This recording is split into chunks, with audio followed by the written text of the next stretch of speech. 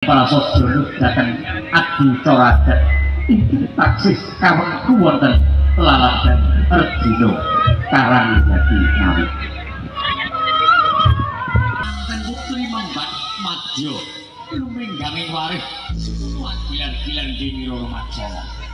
Assalamualaikum warahmatullahi wabarakatuh. Salam budaya, rahayu, rahayu, rahayu. Jadi kali ini saya akan membawa 7 mas kawin termahal di Indonesia. Mungkin salah satunya ada di tempat kalian. Pernikahan adat termahal di Indonesia tidak hanya mempertahankan tradisi dan budaya lokal, tetapi juga memperkenalkan budaya lokal di masa dunia, di mata dunia, sekaligus berpotensi menjadi viral dan diapresiasi luas. Jadi seperti ini deretan dan nomor urut-urutnya. Mungkin salah satunya ada di tempat kalian. Nomor 1, nias.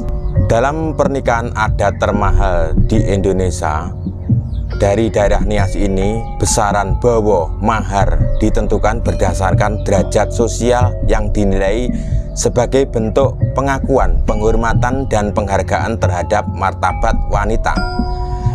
Mahar yang dimaksud terdiri dari uang, babi, dan beras. Dengan kata lain, calon mempelai pria harus bisa memenuhi persyaratan mahar sesuai dengan derajat sosial, ekonomi, dan tingkat pendidikan mempelai wanita. Tapi secara umum, calon mempelai pria setidaknya harus mempersiapkan minimal 25 ekor babi. Sebagai informasi, 1 ekor babi dibanderol mulai dari 2 juta rupiah hingga 4 juta rupiah per ekor, atau minimal 50 juta rupiah untuk membeli 25 ekor babi. Apabila calon mempelai pria tidak dapat memenuhi persyaratan mahar yang diminta, maka menantu laki-laki harus mengabdi kepada mertua sampai besaran mahar tersebut terpenuhi. Nomor 2, bugis. Perkawinan khas daerah ini diperkirakan menelan biaya hingga miliaran rupiah. Selanjutnya adalah adat Bugis Sulawesi Selatan. Pernikahan Bugis tidak mengenal status sosial. Dengan kata lain, semua orang berhak menikahi tanpa melihat garis keturunan orang tua. Namun, sang mempelai pria tetap harus menyiapkan uang panai atau uang panai atau uang panai ya, yang merupakan lambang penghormatan pihak laki-laki kepada calon istri dari suku Bugis. Sebagai informasi, uang panai berbeda dengan mahar. Uang panai sendiri digunakan untuk membiayai kebutuhan pernikahan pihak perempuan. Biasanya jumlah ditentukan berdasarkan status sosial calon istri. Sedangkan mahar adalah salah satu syarat pernikahan yang sepenuhnya dimiliki istri. Nominal maharnya ditentukan oleh beberapa faktor seperti garis keturunan calon istri, pendidikan, pekerjaan, dan tidak jarang faktor kecantikan si mempelai wanita itu sendiri. Semakin tinggi strata calon wanita, semakin tinggi pula uang panai dan mahar yang harus disiapkan.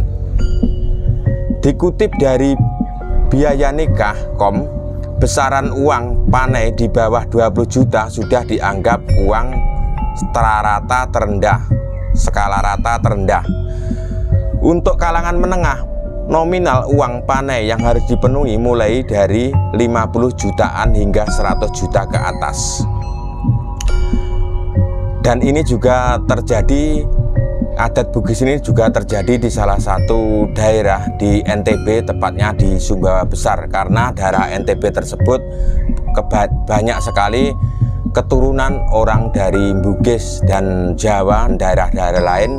Kalau di Sumbawa itu, orang asli Sumbawa Besar itu tepatnya berada di Tepal dan Dodo ya.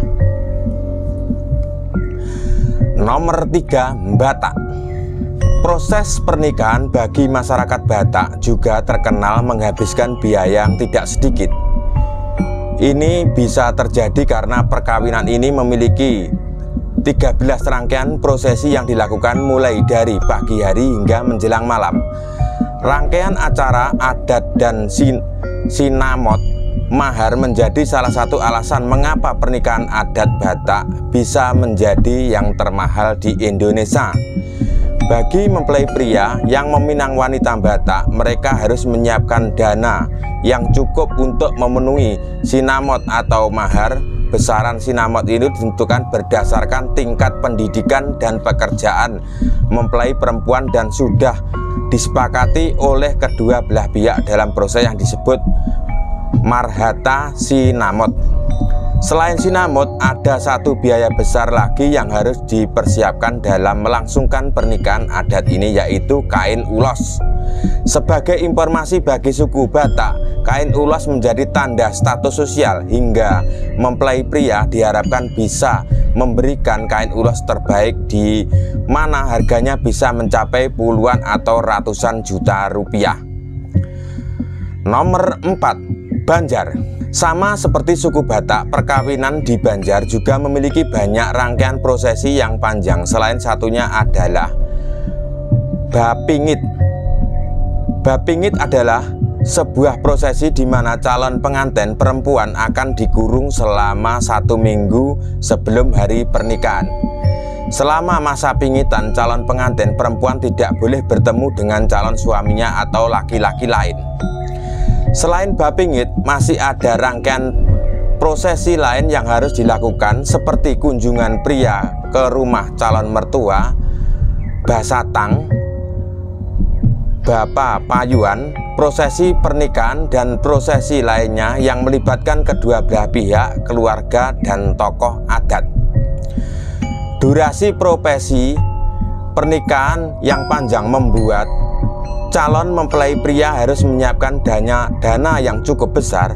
Biaya tersebut biayanya harus diberikan di awal sebelum pernikahan atau biaya biasa disebut matar, jujuran, uang atau emas senilai 5 juta hingga 20 juta.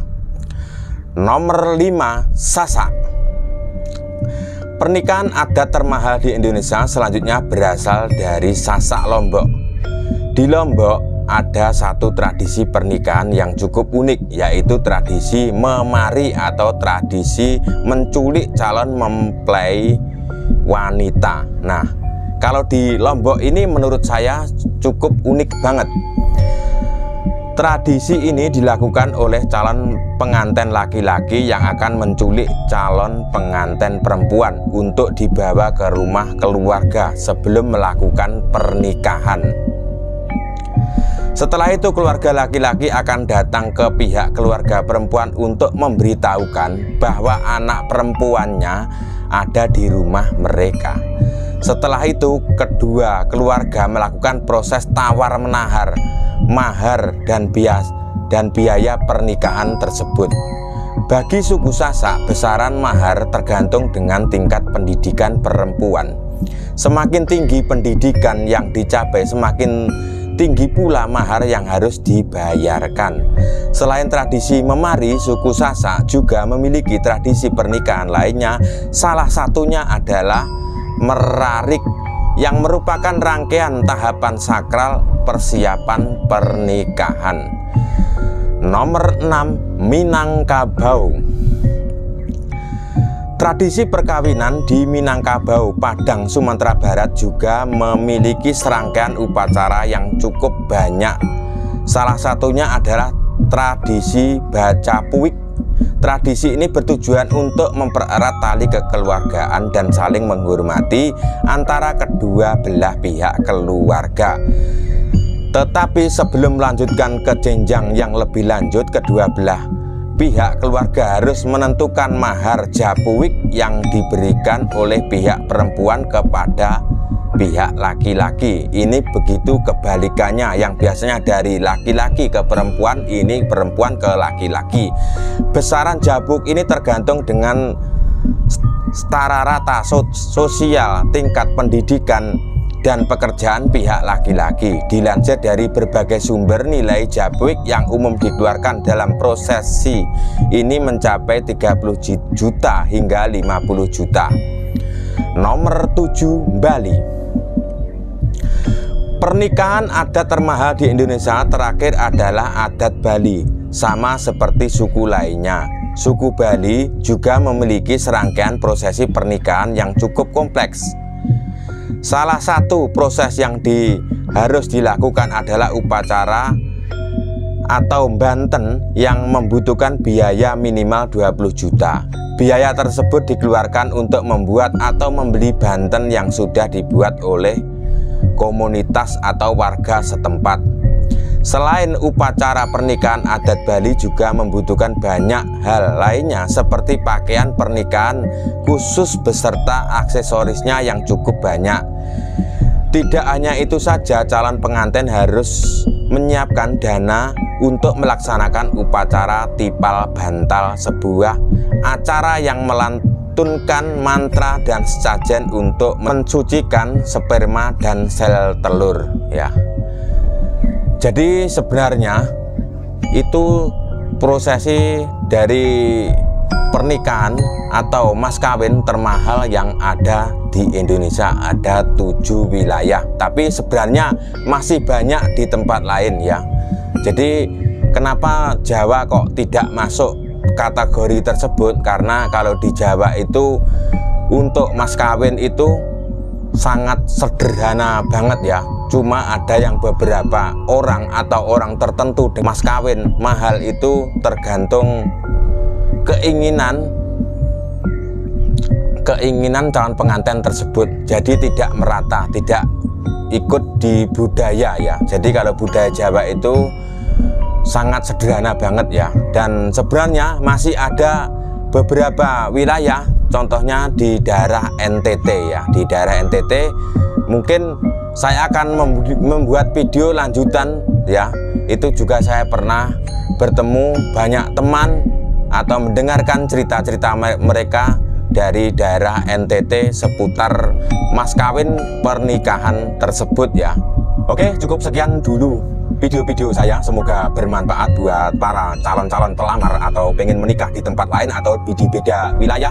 Buat teman-teman dari Pulau Jawa, nanti kalau pergi ke Sulawesi Selatan, pergi ke Bali, ke NTT atau pergi ke Banjar itu tidak kaget ya, untuk mengetahui lebih dulu supaya mempersiapkan diri sebelum menentukan pilihan hati, menjatuhkan pilihan hati ke wanita tersebut, orang yang dicintai ya. Jangan sampai kaget dan tidak menghebohkan warga ya, nanti saya melamar ke sana tiba-tiba dimintai mahar segini-gini ya. Karena kita harus menghormati dari segi sudut dan budaya dari warga tersebut atau wilayah tersebut ya. Kita apresiasi karena itu sebuah adat budaya yang harus dipertahankan ya. Jadi kalau seperti yang ada di Pulau Sumbawa Besar, itu adatnya dari suku Bugis ya. Adat pernikahan mahar itu ya, jangan dipatok sekian-sekian. Dan menurut banyak sekali para pemuda atau calon-calon pengantin itu juga sebenarnya merasa keberatan ya, tapi karena itu adat akhirnya dijalani dengan ikhlas seperti itu ya. Oke, terima kasih.